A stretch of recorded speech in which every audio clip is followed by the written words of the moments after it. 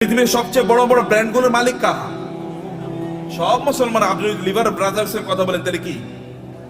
আপনি যদি অ্যাপলস এর কথা বলেন, এমনকি অ্যামাজন, এটা তো একটা মার্কেটিং প্লেস, অথবা আলিবাবা, এগুলো সব মুসলমানরা তৈরি করছে, মানে অমুসলমানরা। সবকিছু, সকল ব্র্যান্ডের মালিক তারা। তাহলে আমরা কি করলাম? আমরা কেবল খাই, ঘুমাই আর টয়লেটে যাই, এর বাইরে কোনো কাজ নাই।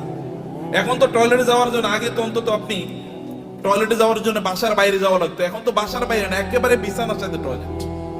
কয়েকদিন পরে এমন টয়লেট বের হবে যে আপনি যেখানে শুইতেছেন ওইখানে টয়লেটের ব্যবস্থা হয়ে যাবে, বাইরে আর আপনার যাওয়ার দরকার নাই। কি প্যাথেটিক জীবন ব্যবস্থা! মুসলমানদের তো এটা করার কথা ছিল না। আল্লাহ তাআলা আপনাকে নির্দেশ করেছেন, ফাইজা কুদিয়াতিস সালাতু ফান্তাশিরু ফিল আরদি ওয়াবতাগু মিন ফাদলিল্লাহ। নামাজ শেষ মসজিদে বসে থাকা যাবে না। ওমর রাদিয়াল্লাহু তাআলার যুগে একদল যুবক নামাজের পর মসজিদে বসেছিলেন। ওমর লাঠি এনে তাদেরকে পিটাচ্ছেন, এখানে বসে